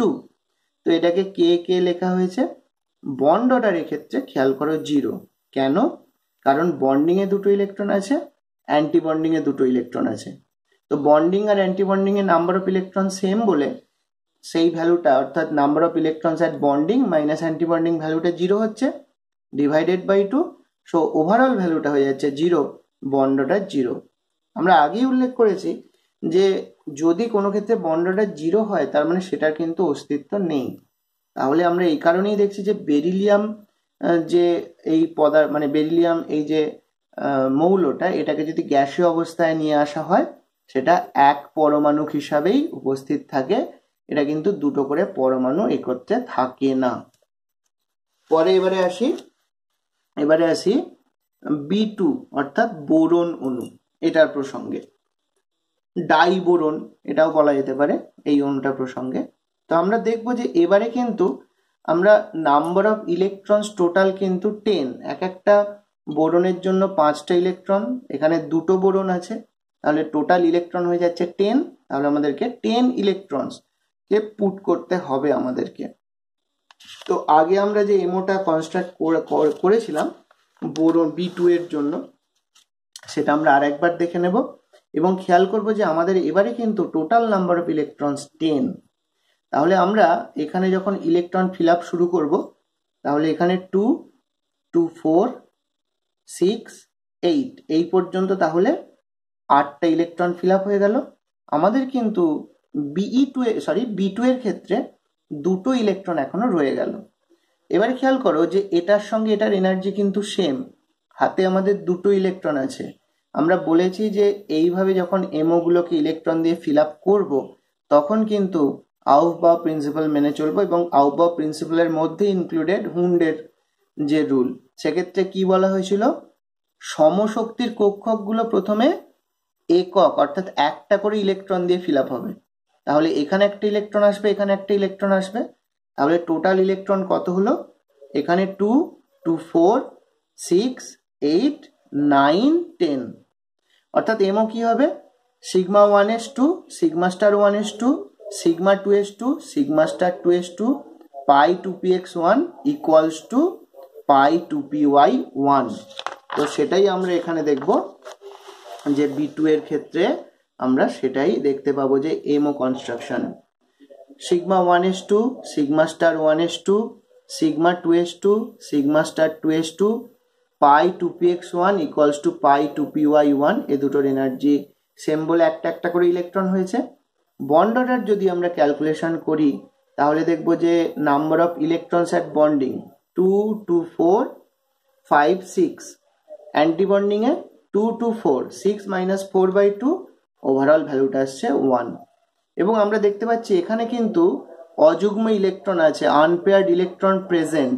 Unpaired electron present থাকলেই তার চরিত্র হবে প্যারাম্যাগনেটিক, তাই B2 অণু কিন্তু হয়ে যাবে প্যারাম্যাগনেটিক চরিত্রের। এবারে আমরা যে অণুটির প্রসঙ্গে আলোচনা করব সেটা হলো N2 বা নাইট্রোজেন। তো তার ইলেকট্রন বিন্যাস আমরা দেখব যে ঠিক আগের বারের মতোই যে এমওতে ইলেকট্রন যে এই ইলেকট্রনগুলোকে ফিল আপ করলে আগের পদ্ধতি অনুসরণ করলে আমরা দেখব সেটা হবে sigma 1s2, sigma star 1s2, sigma 1s2, sigma star 1s2, pi 2px2 equals to pi 2py, সেখানে দুটো ইলেকট্রন আছে 2, এবং সিগমা 2pz2। আগে আমরা যে N2 পর্যন্ত যে এমও আমরা দেখেছি সেখানে আমরা এগুলোকে পুট করলে এইভাবে আমরা এমওটাকে পেয়ে যাব। এবং যদি আমরা এক্ষেত্রে দেখি যে বন্ড অর্ডার, তাহলে বন্ড অর্ডারের ভ্যালুটা এক্ষেত্রে 3 হবে, number of electrons at bonding minus anti bonding by 2, এভাবে করে আমরা বন্ড অর্ডারের ভ্যালুটা পাবো 3। এটা কিভাবে এলো সেটা আগেও মেনশন করেছি, তবুও তোমাদের সুবিধার জন্য আরো একবার বিষয়টা থেকে আমি দেখিয়ে দিচ্ছি। তো এটা দেখো, আমরা যে N2 এর জন্য যে এমও বলেছিলাম এটা অ্যাপ্লাই করব। আমরা দুটো নাইট্রোজেন পরমাণু অর্থাৎ টোটাল নাম্বার অফ ইলেকট্রনস 14, তাহলে এখানে দুটো পুট করে করে আমরা শুরু করব 2 4 6 8 9 10 11 12 একটা একটা করে বসলো, তারপর আবার একটা করে ইলেকট্রন বসানো হলে এখানে টোটাল নাম্বার অফ ইলেকট্রনস এখন পর্যন্ত হয়ে যাচ্ছে 12 অ্যান্ড দেন 2 অর্থাৎ হয়ে যাচ্ছে 14। এবার একটা বিষয় এখানে আমরা যদি লক্ষ্য করি, এই যে 2p এর যে এনার্জি তার রেসপেক্টে কিন্তু সিগমা 2pz এর এনার্জিটা কিন্তু কম। তার মানে যদি আমরা নাইট্রোজেন অণুর একটা আয়নায়ন বিভবের কথা চিন্তা করি, নাইট্রোজেন অণুর ক্ষেত্রে তার ক্ষেত্রে কিন্তু সবচেয়ে বেশি শক্তি সম্পন্ন যে অরবিটাল সেটা হচ্ছে সিগমা 2pz অরবিটাল, তাহলে সেখান থেকে ইলেকট্রন রিলিজড হবে। আর যদি আমরা নাইট্রোজেন পরমাণুর কথা ভাবি সেক্ষেত্রে কিন্তু 2p কোনো একটা অরবিটাল থেকে ইলেকট্রন রিলিজড হবে। যেহেতু এটার এনার্জি কম, এটার এনার্জি আগে থেকেই একটু বেশি হয়ে রয়েছে, বা অন্যভাবে বলা যেতে পারে সিগমা 2pzটা কিন্তু মোর stable then 2p in nitrogen atom. সুতরাং N2 এর ক্ষেত্রে কিন্তু N2 অণুর যে আয়নাইজেশন শক্তি সেটা কিন্তু নাইট্রোজেন পরমাণুর থেকে বেশি হবে। যে অরবিটাল যত বেশি স্থায়ী সেখান থেকে ইলেকট্রন বার করতে কিন্তু বেশি এনার্জির কিন্তু প্রয়োজন হবে, যেটা এক্ষেত্রে ঘটছে। সেটাই এখানে বলা হয়েছে যে N2 অণুর ক্ষেত্রে সিগমা 2pz আণবিক কক্ষকে উপস্থিত ইলেকট্রনের শক্তি অপেক্ষা নাইট্রোজেন পরমাণুর 2p কক্ষকে উপস্থিত ইলেকট্রনের শক্তি বেশি, তাই নাইট্রোজেন পরমাণুর তুলনায় নাইট্রোজেন অণুর আয়নাইজেশন শক্তি বেশি। যেহেতু এটার এনার্জি কম, এটার এনার্জি নাইট্রোজেন পরমাণুর ক্ষেত্রে সেটা বেশি, তাহলে এটা মোর স্টেবল, সেখান থেকে ইলেকট্রন রিলিজ করতে বেশি শক্তি লাগবে, আয়নাইজেশন শক্তি বেশি হবে। এবারে চলে আসি N2+, তার ইলেকট্রন বিন্যাস এখানে দেখানো হয়েছে। N2+ এর ক্ষেত্রে কি হবে না, N2+ এর ক্ষেত্রে আমরা যেটা লক্ষ্য করব যে সেখানে নাম্বার অফ ইলেকট্রনস কিন্তু একটা কম হিসাব করতে হবে। কিরকম ব্যাপারটা, নাইট্রোজেন এক একটা আছে 7টা করে ইলেকট্রন, তাহলে দুটো নাইট্রোজেন, তার মানে টোটাল নাম্বার অফ ইলেকট্রনস হচ্ছে 14, কিন্তু একটা কম, দ্যাট ইজ 13। এবার আমরা এই 13 নাম্বার অফ ইলেকট্রনসকে যদি এভাবে প্লেস করি তাহলে sigma 1s2, sigma star 1s2, sigma 2s2, sigma star 2s2, পাই 2px2, পাই 2py2, সিগমা 2pz 1, আগের বারে 2 ছিল এবারে 1 হয়ে গেল। এবং বন্ড অর্ডার যদি আমরা ক্যালকুলেশন করি তাহলে বন্ডিংয়ে যতগুলো ইলেকট্রন আছে তার থেকে অ্যান্টি বন্ডিংয়ের ইলেকট্রন বাদ দিয়ে যদি 2 দিয়ে ডিভাইড করা হয় ভ্যালুটা আসবে 2.5। সো এটা এই ক্ষেত্রে আমরা লক্ষ্য করতে পারবো যে আমরা আগেই মেনশন করেছি কোনো ক্ষেত্রে যদি বন্ড অর্ডার ভগ্নাংশ আসে সেটা অবশ্যই প্যারাম্যাগনেটিক চরিত্রের হবে। আমরা এমো ডায়াগ্রামেও দেখতে পাচ্ছি এই যে সিগমা 2pz এই যে একটা ইলেকট্রন আছে এর উপস্থিতির কারণে এটা কিন্তু প্যারাম্যাগনেটিক চরিত্রের হয়ে যাবে। নেক্সট আমরা যে আয়নটাকে নিয়ে আলোচনা করব সেটা হচ্ছে N2- অর্থাৎ নাইট্রোজেন অণু অ্যানায়ন। আগের বার আমরা ক্যাটায়ন এর বিষয়ে আলোচনা করেছিলাম। তাহলে এক্ষেত্রে কিন্তু আমাদেরকে দুটো নাইট্রোজেন পরমাণুর জন্য যে টোটাল ইলেকট্রন তার থেকে একটা বেশি ধরতে হবে, অর্থাৎ এক একটা নাইট্রোজেনের 7টা, দুটোর জন্য number of electrons 14 plus 1 that is 15। তাহলে সেটাকে এমোতে পুট করা হয়েছে, তাহলে এটা sigma 1s2, sigma star 1s2, এরকম ভাবে sigma 2s2, sigma star 2s2, pi 2px2 equals to pi 2py2, sigma 2pz2, pi 2px1। তো এটা আমরা যে আগে এমও যে কনস্ট্রাকশন আমরা করেছিলাম তো সেখানে আমরা এটা একটুখানি বসিয়ে বিষয়টাকে বুঝে নিই। তাহলে আমাদের খেয়াল রাখতে হবে এবার আমাদের টোটাল নাম্বার অফ ইলেকট্রনস 15, তাহলে 2 2 4 6 8 9 10 11 12, এটাই দুটো বসলো 13 14। আমাদের হাতে আরো একটা রইল ইলেকট্রন, সেই ইলেকট্রনটা আইদার এই অরবিটালে অথবা এই অরবিটালে যে কোনো জায়গাতেই বসানো যাবে। এমন কোনো মানে নেই যে পাই স্টার 2pxই বসাতে হবে, যেহেতু পাই স্টার 2px আর 2py দুজনেরই এনার্জি সেম, তাহলে এখানে বা এখানে যে কোনো জায়গাতেই লাস্ট ইলেকট্রনটাকে আমরা পুট করতে পারবো। এখানে আমরা এই যে এক্সাম্পলটা আমরা এখন দেখছিলাম যেটা এখানে লেখা হয়েছে সেটা পাই স্টার 2px এ লেখা হয়েছে, বাট এটা পাই স্টার 2py এতেও লেখা যেতে পারে। তাহলে বন্ড অর্ডার এক্ষেত্রে আসছে 2.5 এবং প্যারাম্যাগনেটিক চরিত্রে আসছে বন্ড অর্ডার। যেহেতু এখানে ভগ্নাংশের, তাহলে এটা অবশ্যই প্যারাম্যাগনেটিক চরিত্রের হবে, যেটা এক্ষেত্রে হচ্ছে। নেক্সট আমরা যেটা দেখব সেটা হচ্ছে নাইট্রোজেন অণু ডাই অ্যানায়ন। বাকি হিসাব সমস্ত ঠিক আগের বারের মতোই, শুধু এখানে খেয়াল করবে টোটাল নাম্বার অফ ইলেকট্রনস কিন্তু এখানে দুটো এক্সট্রা ধরতে হবে নাইট্রোজেন অণুর তুলনায়। তাহলে নাইট্রোজেন অণুর ক্ষেত্রে টোটাল নাম্বার অফ ইলেকট্রনস 14 আর দুটো নেগেটিভ, তার জন্য টোটাল নাম্বার অফ ইলেকট্রনস হয়ে যাচ্ছে 16। তো সেই 16 ইলেকট্রনকে আমরা যদি পুট করি এমোতে, তখন এখানে ইলেকট্রনগুলো এইভাবে পুট করা হবে এবং লাস্ট যে দুটো ইলেকট্রন সেটা একটা পাই স্টার 2px এ একটা ইলেকট্রন থাকবে এবং আর একটা পাই স্টার 2py তে আর একটা ইলেকট্রন থাকবে, অর্থাৎ একটা একটা করে ইলেকট্রন দিয়ে ফিল আপ হবে, এরপর কিন্তু আর ইলেকট্রন হাতে থাকবে না। এই অবস্থায় আমরা যদি লক্ষ্য করি এখানে কিন্তু দুটো অযুগ্ম ইলেকট্রন আমরা দেখতে পেলাম। তাহলে এটার বন্ড অর্ডার আমরা যদি দেখবো যে বন্ড অর্ডার এর প্রসঙ্গে এলে সেটা তো 2 হবে। আমরা যদি number of electrons at bonding minus anti bonding by 2 করি, সেটা 2 হবে। এবং এক্ষেত্রে দুটো অযুগ্ম ইলেকট্রন আছে, তাহলে এটা প্যারাম্যাগনেটিক চরিত্রের হবে। এই প্রসঙ্গে উল্লেখ করা যেতে পারে যে আমরা N2 অণু অ্যানায়নের কথা বলেছিলাম, সেখানে একটা অযুগ্ম ইলেকট্রন ছিল, এখানে কিন্তু আমরা দেখতে পাচ্ছি দুটো অযুগ্ম ইলেকট্রন আছে। তাহলে এই ক্ষেত্রে অর্থাৎ N2 এই যে অণুটা নাইট্রোজেন অণু ডাই অ্যানায়ন, তার প্যারাম্যাগনেটিক চরিত্র কিন্তু নাইট্রোজেন অণু যে মনো অ্যানায়ন, একটাই যে মাইনাস আধানগ্রস্ত অ্যানায়ন, তার তুলনায় কিন্তু এর ক্ষেত্রে প্যারাম্যাগনেটিক চরিত্রটা বেশি হবে। এখন তাহলে আমরা দেখব যে আমরা নাইট্রোজেনের যে অণু বা আয়নগুলো দেখলাম তাদের স্থায়িত্বের যে অর্ডার বা ক্রমটা সেটা কিরকম। নাইট্রোজেন N2 সেখানে বন্ড অর্ডার সর্বোচ্চ, সুতরাং তার স্থায়িত্বটা সবচেয়ে বেশি হচ্ছে। আর N2 এক্ষুনি আমরা দেখেছি তার বন্ড অর্ডার 2.0, তাহলে তার স্থায়িত্ব সবচেয়ে কম হচ্ছে। কিন্তু যদি এই দুটোর ক্ষেত্রে লক্ষ্য করি, তাহলে এখানে আমরা দেখতে পাচ্ছি যে এইটার ক্ষেত্রে আমরা দেখছি যে বন্ড অর্ডার এটার ক্ষেত্রেও 2.5, এটার ক্ষেত্রেও 2.5। তাহলে N2 এর স্থায়িত্ব কি করে N2 এর থেকে বেশি হলো? একটা ব্যাপার, যদি আমরা এই দুটোর এমোতে তুলনা করি তাহলে দেখতে পাবো যে N2 এর ক্ষেত্রে অ্যান্টিবন্ডিং এ যতগুলো ইলেকট্রন আছে তার তুলনায় N2 এ অ্যান্টিবন্ডিং এ ইলেকট্রন সংখ্যা বেশি। আমরা আগেই বলেছি যে অ্যান্টিবন্ডিং এ ইলেকট্রন থাকলে নিউক্লিয়াসগুলোর মধ্যে বিকর্ষণ বাড়ে, যেটা অণু বা আয়নটাকে আনস্টেবল করে। যেহেতু এখানে number of electrons at antibonding orbital যেটা বেশি, সে কারণেই এটা কিন্তু লেস স্টেবল হয়ে পড়ছে, যদিও দুটোর বন্ড অর্ডার একই। এবার আসি বন্ড লেন্থ।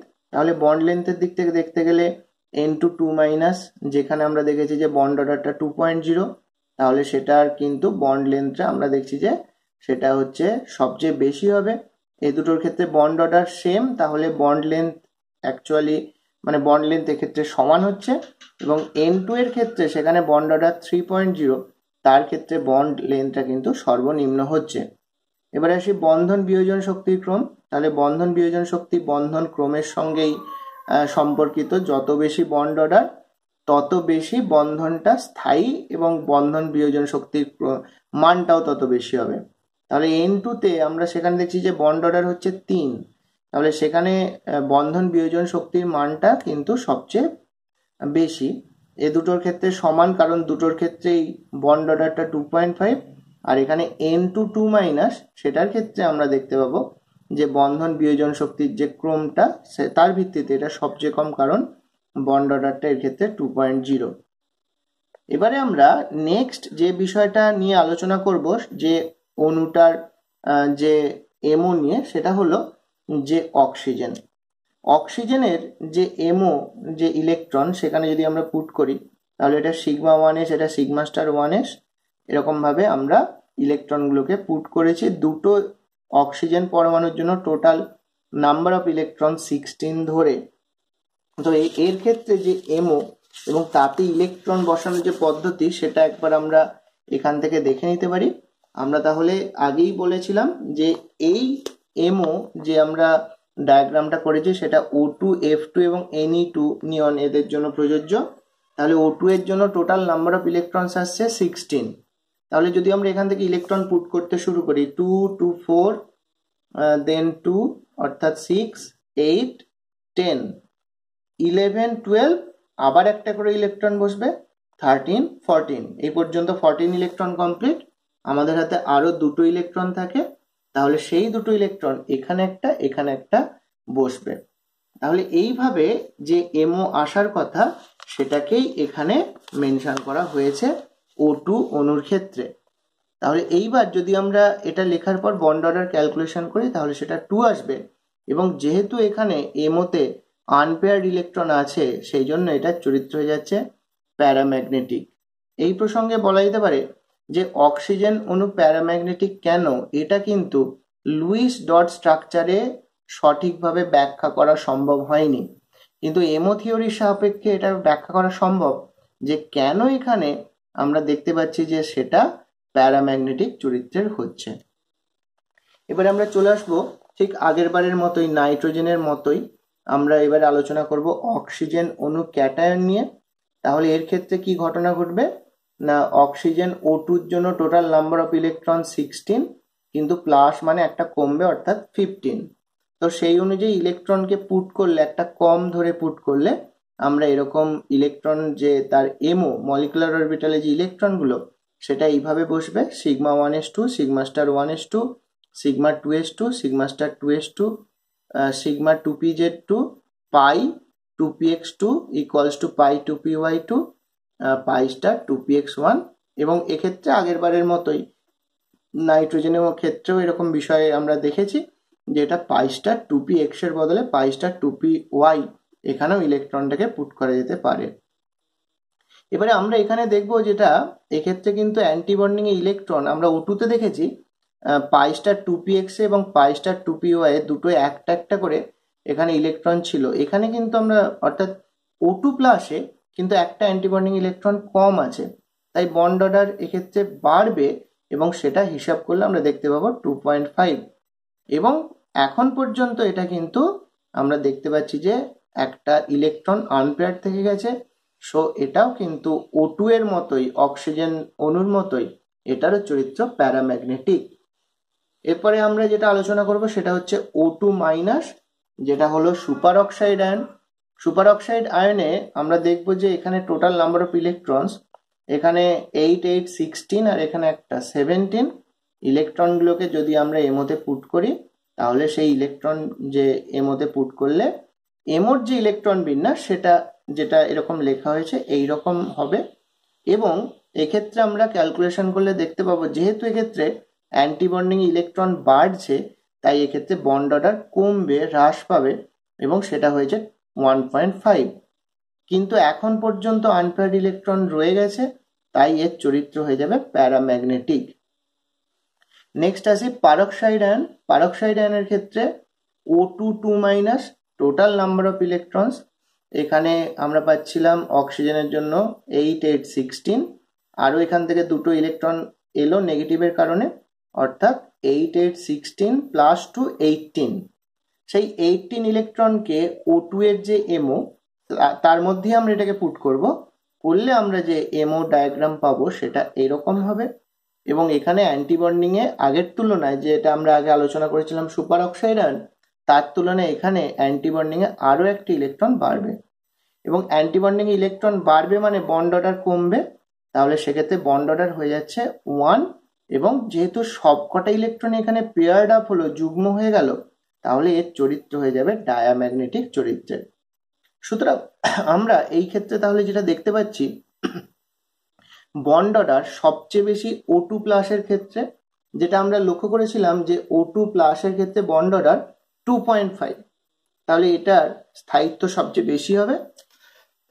অন্যদিকে পারক্সাইড আয়নের ক্ষেত্রে বন্ড অর্ডার আমরা পেয়েছিলাম 1, সেক্ষেত্রে সবচেয়ে কম হবে। অর্থাৎ বন্ধন যে ক্রম বা বন্ড অর্ডারটাকে যদি আমরা তুলনা করি তাহলেই কিন্তু আমরা এই অর্ডারটা কেন হচ্ছে এটা বুঝতে পারবো। আমরা আগেই উল্লেখ করেছি বন্ড অর্ডার হ্রাস পেলে স্থায়িত্ব কমে, তাহলে এখান থেকে এখানে বন্ড অর্ডার ক্রমশ হ্রাস পেয়েছে। এখানে আমরা দেখেছি ভ্যালুটা হচ্ছে 2.5, এখানে 2, এখানে 1.5, আর এখানে হয়ে যাচ্ছে 1। তো এই কারণে তাদের কিন্তু স্থায়িত্বটাও কমেছে। বন্ড লেন্থ আমরা বলেছি যে যত বন্ড অর্ডার বৃদ্ধি পাবে তত বন্ড লেন্থ হ্রাস পাবে, কমবে। তাহলে উল্টো দিক থেকে বলা যায় যে বন্ড অর্ডার যত কমবে তত বন্ড লেন্থ বৃদ্ধি পাবে, তত বন্ধন দৈর্ঘ্য বাড়বে। তো সেই ভিত্তিতে আমরা দেখছি যে আগে আমরা যে অর্ডারটা করেছি যেটা স্থায়িত্বের ক্রম আর বন্ড লেন্থ সেটা ঠিক বিপরীত হবে। তাহলে O2 2- সেটার বন্ড লেন্থ সর্বোচ্চ হবে, O2 প্লাস সেটার বন্ড লেন্থ সর্বনিম্ন হবে। নেক্সট আমরা আসি বন্ধন বিয়োজন শক্তি। যত দৃঢ় বন্ধন তত শক্তিশালী বন্ধন, এই যত বন্ধনটা ছোট তত বন্ধনের বিয়োজন শক্তি বেশি। আবার অন্যদিক থেকে বলা যেতে পারে বন্ড অর্ডারের মান যত বৃদ্ধি পাবে তত বন্ধন বিয়োজন শক্তির মান বাড়বে। তাহলে যে আমরা দেখেছি যে বন্ড অর্ডার O2 প্লাসের সর্বোচ্চ আর O2 2- সর্বনিম্ন, তো এবং ক্রমশ এই বরাবর কমেছে, বন্ড অর্ডার কমেছে, তাই বন্ধন বিয়োজন শক্তির মানও কিন্তু ঠিক এই বরাবরই কমবে। তাহলে এইখানে আমরা অক্সিজেন বা তার থেকে উৎপন্ন যে আয়নগুলো, অক্সিজেন আয়ন যেগুলো ক্যাটায়ন বা অ্যানায়ন, সেগুলো নিয়ে আলোচনা করলাম। পরে আমরা যে অণুটাকে নিয়ে আলোচনা করব সেটা হচ্ছে F2 অণুকে নিয়ে আলোচনা করব। F2 অণুতে টোটাল আমরা দেখব যে নাম্বার অফ ইলেকট্রনস আছে 18। এক একটা ফ্লুরিনের জন্য 9টা করে ইলেকট্রন আছে, দুটো ফ্লুরিনের জন্য টোটাল নাম্বার অফ ইলেকট্রনস 18।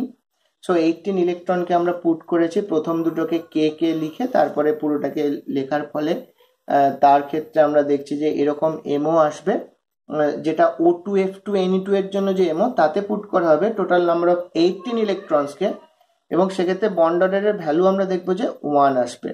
এবং এক্ষেত্রে প্রতিটা ইলেকট্রনই কিন্তু আমরা দেখছি পেয়ার্ড আপ হয়ে রয়েছে, কোনো আনপেয়ার্ড ইলেকট্রন এখানে নেই। সো এটার চরিত্র হয়ে যাবে ডায়াম্যাগনেটিক এই চরিত্রের।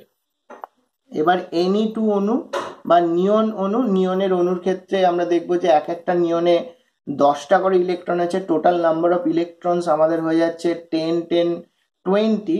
তাহলে সেই 20 ইলেকট্রনকে যদি আমরা এমওর মধ্যে পুট করি তাহলে এটা আসছে sigma 1s2 sigma star, sigma 1s এবং সিগমা স্টার 1s এই দুটোকে কে কে দিয়ে মেনশন করা হয়েছে, তারপর 2s, তারপর 2s স্টার, এরকম ভাবে সমস্ত ইলেকট্রনগুলোকে, যেটা Ne2 এর জন্য যে এমও প্রযোজ্য সেখানে কিন্তু এই টোটাল নাম্বার অফ 20 ইলেকট্রনসকে এখানে পুট করা হয়েছে। এবং আমরা এই অবস্থায় যদি খেয়াল করি দেখব যে বন্ড অর্ডারের ভ্যালু কিন্তু 0, অর্থাৎ যতগুলো বন্ডিং ইলেকট্রন আছে ততগুলো ইলেকট্রনই কিন্তু অ্যান্টি বন্ডিং এ আছে, সে কারণে বন্ড অর্ডার 0। এবং আগেই আমরা এটা বলেছি বন্ড অর্ডার 0 হলে সেরকম অণুর কিন্তু অস্তিত্ব থাকতে পারে না। তো এই কারণে Ne2 অণুর কিন্তু বাস্তবে কোনো অস্তিত্ব নেই। এবারে কিছু অ্যাডিশনাল নোটস বলি, যে আরো কিছু অ্যাডিশনাল তথ্য, যেটার মধ্যে 1 নম্বর হচ্ছে যে কোনো অণু বা আয়নের এমও ডায়াগ্রামে উপস্থিত সর্বোচ্চ শক্তি বিশিষ্ট ইলেকট্রন সমন্বিত, মানে যেখানে ইলেকট্রন আছে যার শক্তিটা সর্বোচ্চ, সেরকম মলিকুলার অরবিটালকে হোমো অর্থাৎ হাইয়েস্ট অকুপায়েড মলিকিউলার অরবিটাল বলে। তো এটার ব্যাপারটা কি আমরা যদি এখানে লক্ষ্য করি, আমরা যে এখানে বিভিন্ন যে অণু বা আয়নের আমরা এমও করেছি তার যে কোনো একটাকে নিয়ে আমরা দেখলে বিষয়টাকে আমরা মানে বুঝতে পারবো। এখানে আমরা যদি দেখি যে আমরা এখানে যে এমও গুলো করেছিলাম তার মধ্যে যেমন আমরা উদাহরণ হিসাবে N2 অণুর কথা আমরা বলতে পারি। N2 অণুর ক্ষেত্রে আমরা দেখেছি যে তার যে এমওর যে ইলেকট্রন বিন্যাস সেটা sigma 1s2 sigma star 1s2 এরকম ভাবে পরপর পরপর যেগুলো আমরা লিখেছি। এখানে আমরা দেখছি যে লাস্ট ইলেকট্রনটা, মানে লাস্ট যে দুটো ইলেকট্রন সেটা সিগমা 2pz এ প্রবেশ করেছে। তাহলে এটাকে আমরা বলবো হাইয়েস্ট এনার্জির যে অকুপাইড মলিকুলার অরবিটাল, অর্থাৎ এটাকেই আমরা বলবো হোমো। তাহলে নাইট্রোজেন অণুর ক্ষেত্রে হোমো হচ্ছে সিগমা 2pz, এটাই হচ্ছে তার হোমো, যেহেতু সেখানে ইলেকট্রন আছে, ইলেকট্রন সমন্বিত। নেক্সট, কোনো অণু বা আয়নের এমও ডায়াগ্রামে উপস্থিত সর্বনিম্ন শক্তি বিশিষ্ট ইলেকট্রন বিহীন মলিকুলার অরবিটালকে LUMO লিউমো বলা হয়, লোয়েস্ট আনঅকুপাইড মলিকুলার অরবিটাল, এটা নাম দেয়া হচ্ছে। তাহলে আমরা যে নাইট্রোজেনের কথা আমরা বিচার করলাম, সেই নাইট্রোজেনের কথাই যদি আমরা এক্ষেত্রে আমরা ধরি, তাহলে দেখো যে এখানে নাইট্রোজেনের ক্ষেত্রে টোটাল 7 7 14 ইলেকট্রনকে পুট করলে লাস্ট ইলেকট্রনটা আসছে 2pz এ। এরপর কিন্তু যে অরবিটালগুলো আছে যেখানে ইলেকট্রন নেই, সেটা যদি আমরা দেখি, সেটা হচ্ছে pi star 2px equals to pi star 2py, যেখানে কিন্তু কোনো ইলেকট্রন কিন্তু n2 এর ক্ষেত্রে নেই। তাহলে এটাকেই আমরা বলবো, এই দুটো অরবিটালকে এক্ষেত্রে বলা যেতে পারে লুমো, কারণ তারা হচ্ছে লোয়েস্ট এনার্জি যেখানে ইলেকট্রন নেই। তাহলে এটাকেই আমরা নাম দেব লিউমো। নেক্সট, কোনো অণু বা আয়নের এমও ডায়াগ্রামে উপস্থিত একক ইলেকট্রন বিশিষ্ট মলিকুলার অরবিটালকে সোমো বলা হয়, অর্থাৎ সিঙ্গলি অকুপায়েড মলিকিউলার অরবিটাল। তো এরকম দেখো যেগুলো এখানে আমরা দেখাতে পারি সেরকম সোমোর এক্সাম্পল। তো আমরা যদি এখানেই লক্ষ্য করি, আমরা এইটার কথা আসছি, super oxide ion. Super oxide আয়নের ক্ষেত্রে আমরা দেখছি এর যে পাই 2py, বাকিগুলো ফিল আপ হয়ে আছে, কিন্তু পাই স্টার 2py সেখানে কিন্তু একটা সিঙ্গেল ইলেকট্রন আছে। সুতরাং এটাকে আমরা সোমো এটা আমরা বলতে পারবো, সিঙ্গলি অকুপাইড, একটা ইলেকট্রন অকুপাইড আছে। নেক্সট, আমরা এরপরের যে পয়েন্টটা দেখব, যে কোনো অণু বা আয়নের এমো ডায়াগ্রামে sigma bonding or sigma anti bonding. আমরা দেখেছি সিগমা বন্ডিংও আছে, সিগমা অ্যান্টি বন্ডিংও আছে, পাই বন্ডিংও আছে, অ্যান্টি বন্ডিংও আছে, এটা আমরা দেখেছি। এই মলিকুলার অরবিটালগুলো ছাড়াও একটা অন্য মলিকুলার অরবিটাল যেটা একটু তোমাদেরকে জানিয়ে রাখতে চাই, যেটা বলা হয় ডেল্টা বন্ডিং। তার মানে ডেল্টার ক্ষেত্রেও বন্ডিংও থাকতে পারে, অ্যান্টি বন্ডিং মলিকুলার অরবিটাল ডেল্টার জন্যও থাকতে পারে। যেমন সিগমার জন্য দেখেছি, যেমন পাইয়ের জন্য দেখেছি, তেমন ডেল্টাও কিন্তু একটা বন্ডিং মোড। তো যেখানে যখন দেখা যায় যে দুটো পরমাণুর মধ্যে কোনো বিশেষ উদাহরণে দেখা যায় যে 4টে বন্ধন থাকতে পারে দুটো পরমাণুর মধ্যে, সমযোজী বন্ধনের সংখ্যা 4 হতে পারে। যেমন আমরা দেখছি রেনিয়াম এই দুটো, অর্থাৎ Re2Cl8 ওভারঅল 2- এর ক্ষেত্রে কিন্তু আমরা দেখতে পাবো যে রেনিয়াম এখানে বন্ড যেটা আছে সেটা হচ্ছে 4টে বন্ড। সেই 4টে বন্ডের মধ্যে একটা বন্ড হচ্ছে সিগমা প্রকৃতির, দুটো বন্ড পাই প্রকৃতির এবং একটা ডেল্টা বন্ড উপস্থিত, অর্থাৎ মলিকুলার অরবিটাল কিন্তু ডেল্টাও হতে পারে। লাস্ট পয়েন্ট যেটা আমরা আলোচনা করব, bonding anti bonding molecular orbital ছাড়াও নন বন্ডিং মলিকুলার অরবিটালও থাকতে পারে, অর্থাৎ সেটা বন্ডিংও নয়, সেটা অ্যান্টি বন্ডিংও নয়, সেটাকে বলা হয় নন বন্ডিং মলিকুলার অরবিটাল। যেমন কার্বন মনোক্সাইড অণুতে কার্বন পরমাণুর উপর একটি এবং অক্সিজেন পরমাণুর উপর আরেকটি নন বন্ডিং মলিকুলার অরবিটাল বর্তমান, এবং সেখানে উভয় ক্ষেত্রেই আমরা দেখব যে এক জোড়া করে ইলেকট্রন সেখানে আছে। তাহলে এই গেল আমাদের মলিকুলার অরবিটাল সংক্রান্ত আলোচনা।